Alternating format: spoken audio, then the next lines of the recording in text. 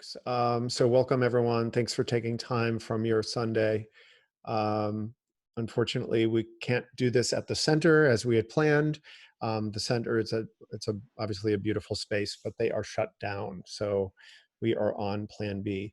Frederick is going to help moderate this. So I think what we're going to do is we're going to start by Frederick has a question or two that he's going to ask me. Then we are going to, if people could put in the chat window, if you have questions, and then we'll just unmute people. We'll find the question that we want. We'll unmute you, and then you can actually ask the question. I think that seems to be the best way to do that. It doesn't look like we have an overwhelming amount of participants, so this should be very easy to manage. Sure. Yeah. So I don't know if everyone here, has gotten to see all the pieces, but the show is called Moments, and there are three types of pieces in the show. There are some paintings of abandoned buildings. There are some pieces of nature, um, and then there are some pieces of photos based on photos of your dad's photos. Do you want to just tell us about those pieces from your dad's photos first? Sure. So just to give some background for people that don't know, my dad was in, hold on, I'm just trying to share this in the background here. Can you guys see that? Yeah. Perfect. So my dad was in the Army in 1953, and he was in Europe, and he purchased a camera. And actually, I have the camera right here. This is the exact camera that he had. It still works. And he took photographs around Europe. And as a kid, and they were slides. As a kid, we would have these slides that we would occasionally look at. We did not have a projector. We did not have a slide machine, so it was a big treat when we got a projector and a screen rather, and that we could actually watch them. So these were images that I would see, not very much, but then when I became an adult, we scanned them and I had them available to me. And so I decided that they potentially would be good source material for paintings. So for this show, I did 5 images that were inspired by these photographs that my dad took. And they're all very different, different subject matter. Some of them have people, some of them are of places, some of them are of like buildings, and it's pretty varied. Yeah, I know that of the Korean War photos, I know that you like the Charmer one very much. Tell us about that one. So there's a couple of reasons why I like this. First of all, the photograph was taken inside the beer tent at Oktoberfest in Munich, Germany. And I figured that out by looking at some details in the photograph. The photograph is very high resolution because it was taken on film, on slide film. And I can just tell by some patterns that are in the ceiling in this image that were also in the ceiling of the other photos of the beer tent. So I kind of put that together. The way I painted this, it's very broad paint strokes, which is a way that I like to paint, or I like when my paintings use that technique.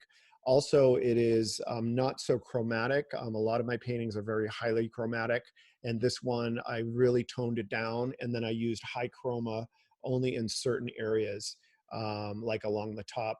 Obviously, you can see the areas that I used high chroma. So I like that execution. And then thirdly, I was always wondering what this woman was thinking. It's actually a young girl. She's very pretty. She's very fit. And she is holding a snake, and she is looking at a crowd of probably drunk Germans. And I just am always wondering, what is she thinking? What does it smell like? Is she thinking, I hate my life, I hate my job? Is she thinking, this is amazing? Because when you're painting something like this, you spend a lot of time with it, and it's kind of an intimate experience with the subject matter. So those are a few reasons why I like it. Yeah, so speaking of like intimacy with subject matter, a number of the building paintings, I know you've returned and painted a few of those numerous times. Can you talk about that? Yeah. So one of them in particular you're probably talking about is Dalton's, which Yeah. is that it's abandoned general store, and it is in Lake Lure, North Carolina, and that is a subject matter. I was dating somebody that had a home down there, and so I used to drive by this place all the time, and it was an abandoned gas station general store, and I thought it was just visually very interesting, and I couldn't stop. Every time I drove by, I would be like pulling over and taking pictures of it. And then I found myself out there plein air painting, and I'm painting it. I wasn't even doing, I had never even done plein air painting back then, but I was just compelled to do that. And then when I got home, I had all these photographs, and it just, something about it just speaks to me. And so I did a lot of, um, a lot of paintings of it, big, small. I had one that was like a full width one that was 6 feet wide by 3 feet high of Mm, Dalton's. So yeah, and then another one was Kennebunk, which was an abandoned welding and brazing shop.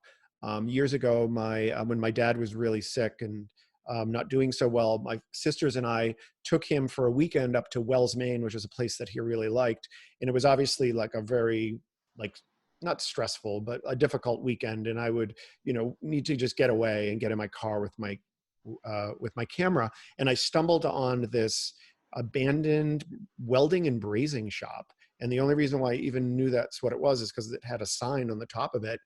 And the facade of it was falling off, and it was revealing all of these layers of bricks. And the windows were discolored from age. And then it was also filled with crap. And it was visually just so interesting. And that painting there is part of the show. And I've done a few paintings of that as well. mm. So yeah, I mean, with the title "Moments," I mean, we spoke about your relationship to your father's photos, sort of imagining him as a young man looking forward, and then you have these pieces of buildings, often like in some state of disrepair. You thinking about them and what they might have been in their heyday. Is that how you think about these buildings, or? I have an affinity for old abandoned things because anything that is old and abandoned was once new, and it was once something, it was once an idea in someone's head, an idea in someone's mind, and it was something that someone thought was so important that they were going to put together the effort and energy to build it and create it and to plan it and hire people to make it. And then at some point there was an opening and it was brand new. And so, anything that's any structure once was new and it was celebrated. And I like to try to capture, I guess I see that in abandoned things. I see that, and then I like to capture that in the painting, is to try to find a little bit of the glory that Mhm. was once there, Mm, and to bring that forward. cool. Oh, and if anyone has a question, just type it in the chat, and I can relay it to Rick. So how do the paintings of nature fit in with sort of fit in that trifecta, right? Have you with your dad's photos, the buildings, how do the natural paintings fit in? Sure. Um, so it's kind of like time travel. So my dad's paint, we have my dad's paintings, and then we have the buildings and structures, and then we have the nature. So my dad's paintings they're imagery that are from a viewpoint of looking forward.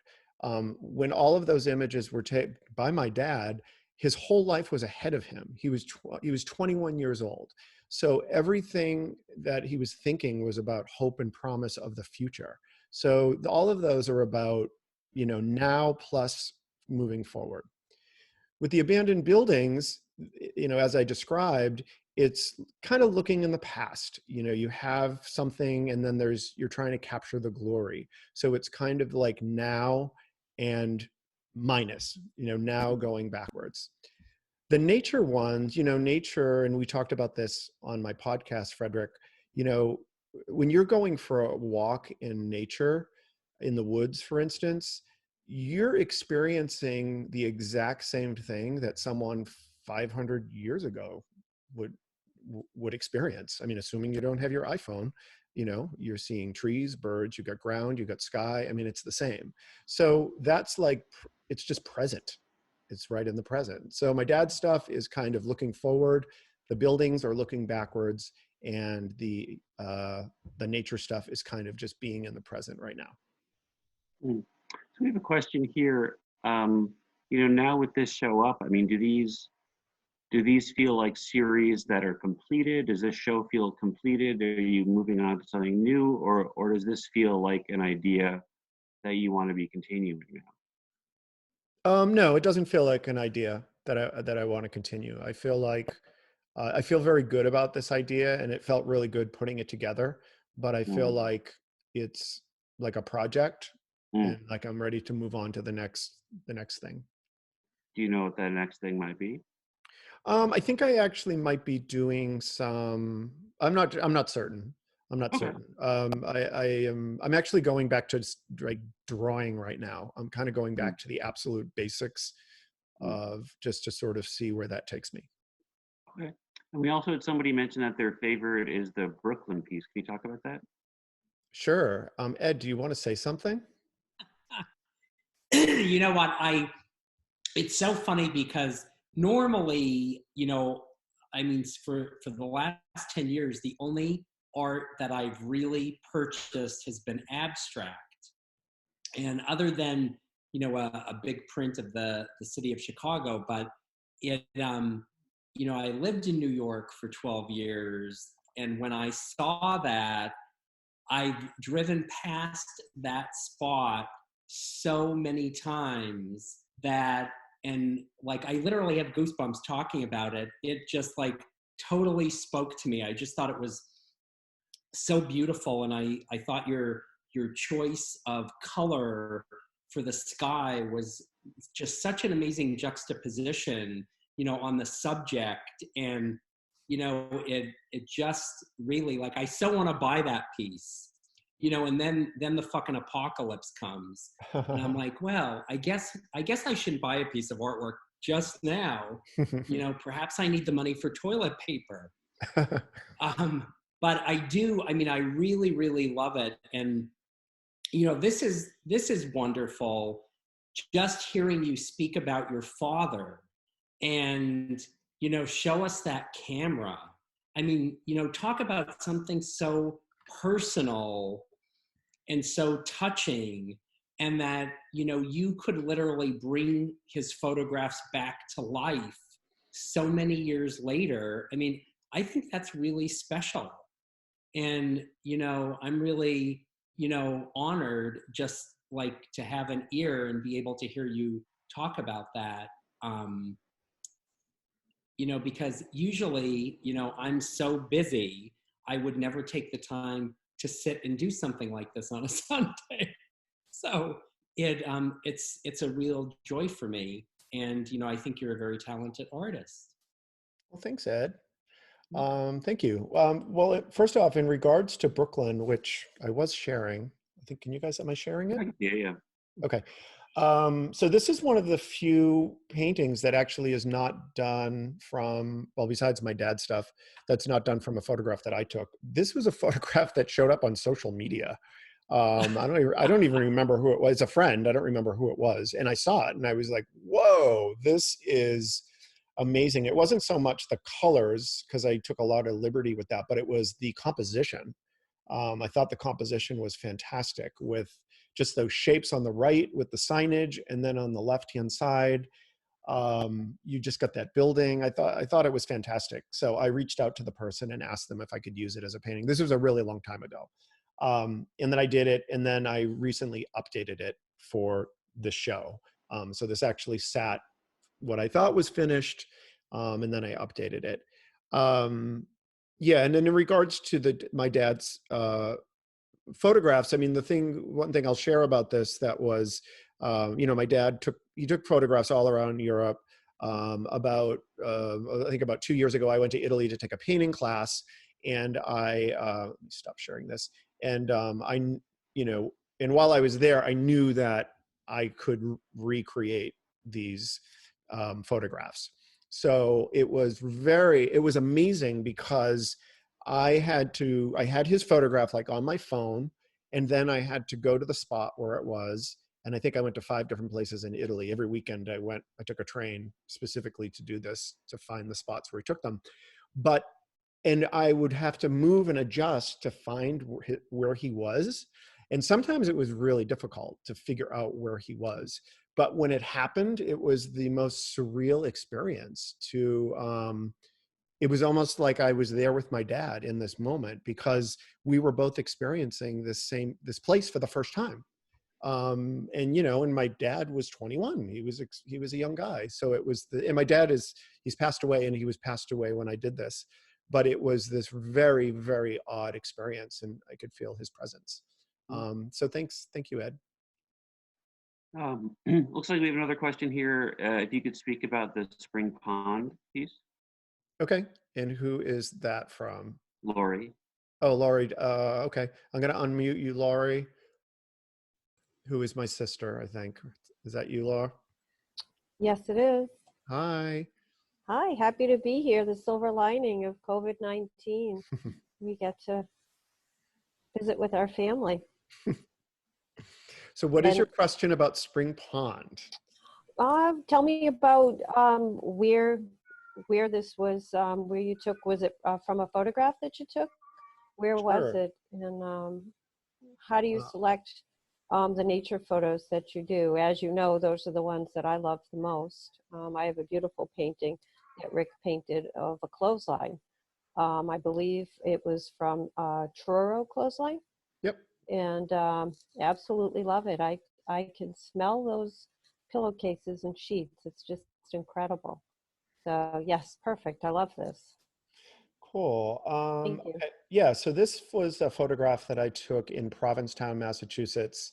If folks that have not been to Provincetown, it's like this resort at the very tippity tip of Massachusetts, and it has a lot going on there. It has like a big nightlife, restaurants, beaches, but 80% of it is national seashore. And I had a house there for 3 summers, and this was taken like one of the first weekends that we would go before anything was in bloom. And and this was a walk around one of the ponds. And so there was something about going there every weekend that you would see like progress every weekend of the town coming to life, both with the crowds, but also the nature. And so this, what I like about this is it's just little buds on the leaves. And I think that was probably the favorite part of this painting for me. And there's also little water driplets. So it's very minimalistic. And I think it's kind of bare. Like normally when you have uh, nature and it's like lots of flowers and greens, and this is not that. This is basically just the shapes of nature with the branch with just a little hint of color. And that, to answer your other question about how I select stuff, I think always I'm just looking for things, particularly with nature, where it just tells a story, and maybe there's either a story or there's some unanswered questions, as opposed to just everything being thrown out there for the viewer. I want people to be, when you stop and look at the painting in the gallery, or wherever it's being shown, I want you to stop and think, like, what's going on here? It's kind of like a movie. Like, I like movies that when it's ended, there's a lot of unanswered questions. Like, that's way more interesting to me than a movie where everything's all wrapped up. And I think that's how I like the paintings to be, is to have potentially some unanswered questions. Yeah, and you've also mentioned, and I think this has to do with unanswered questions, that your painting style is painterly, as you've called it, not photorealistic. And I think that does leave some up to the imagination. It also makes these your impression, your take on things, rather than an attempt to completely recreate. Can you speak to your technique, to the painterly aspect, and explain that? Yeah, I think that my brain kind of got reactivated around, being an artist when I got a camera, around 2007, 2008. I got like a nice camera and I started taking pictures, and and so then that sort of like it started to activate my brain around composition and like looking at the world in a different way. And it just sort of activated things. But I did have a show with my photographs, and it was, well received and people liked my photographs.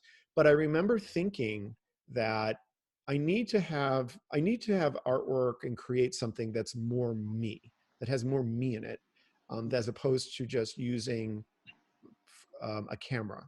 And so I kind of moved on from photography really quickly, and I started painting specifically for that reason, because I want it to show, I want me to come through as the artist, not like me, Rick, but like, I want like my creative brain to be coming through in the artwork, as opposed to just capturing all of the photons and light waves that the camera will capture. So, when it comes to actually executing on the canvas and, solving the problem of putting something that's in my head on a canvas, I like to do stuff that is very painterly. I like to use, bigger shapes, and I try to use larger brushes as much as possible. I try to use the large brushes throughout the painting process, and to use as large as possible until the very end. And then I only use small brushes when I have to. Does that answer the question? Yeah, I think so. How long? I mean, we don't know how long the quarantine is going to go on, but how long will the show be up? It's scheduled to be up until April 29th, Okay. but it's probably going to be extended. David Joseph, who's the curator of all the shows that are there, he said that we're probably going to extend it, so that would be great. Okay. Okay. Any more questions? I don't think Hey, so. Rick. Rick, hi, it's Carol. How you doing? Good. Hey, Kat. Good. I don't really have a question, but I wanted to say thank you. I have one of your paintings here in my home office, which has become even more important to me. It's above where I sit, and I've been, like everybody else, in quarantine, so working from home. So it's been really important that I get to sit and I can look up at your painting. I find it very calming. It's the sky with the seagulls, so it's been very calming. It's been helping me a lot for the last excuse me, for the last 10 days or so, when I've been kind of going through some challenge, well, like everybody is, kind of changing over from going to an office every day to working at home. So to be able to look up and see the sky and the gulls, it's really been really important and very settling to me. So thank you. You're welcome. I'm glad I could help. All right, so it looks like Joan, you have a question? You're unmuted, Joan. Yeah, I don't know how to do it. You don't have a question? I do. Can you hear me? Yeah, we can see you. Hi. Okay, I just typed it because I wasn't quite sure. I missed the beginning, but so I'm not sure the name of the painting. But the one that's a roof with fall leaves. Could you tell us about that one? Of course, I would love to tell you It about that. makes me think of a sugar shack. Is it a sugar shack? Well, I don't know. Let me share this with you guys. Okay, so this one is called Discovery, and this is based on an image that was captured in Vermont. I used to be part of a ski house place in Vermont, and we used to go up there. Well, we went year round, obviously, since this was not taken in the winter, but it was right on the edge of the Green Mountain National Forest. We used to go out for walks often, and we were just out for a walk one day, and we stumbled on all sorts of things that were quite interesting. But this building was extremely interesting because of, the way it looks. And it was also in the middle of the woods, and there was not a driveway or access road or anything to it. It was very strange. So we couldn't really figure out, either it had been abandoned a long time so that the trees had grown up around it. We couldn't figure out, I didn't really know what it was used for. I know that, yeah, so that's what it was. I also did a painting of the interior, called called Welcome. And if you get the book, I did a book to go with the Moment show, and I actually include Welcome in there. And actually, if you go on my website, rickyartist.com, you can see Welcome. And that is a painting that I did of the interior. That's a really good painting, and it's the owner of that painting is very pleased with it. But yeah, this was just an abandoned building. I don't really know what it was used for.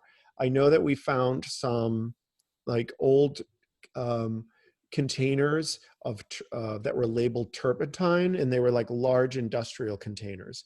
And it does have this like raised roof, which I think is used. I don't know if that's used for like to get rid of heat or something. So I don't know if it was like a small manufacturing, maybe they made turpentine, I don't know. But visually it is, it's interesting. Thank you. You're welcome. Someone's asking here how big that one is.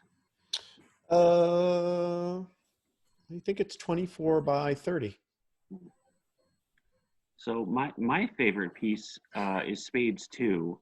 I recently saw a photo of my dad when he was like 21, 22, just hanging out with some friends. I'd only ever seen more formal pictures of him, and that was cool.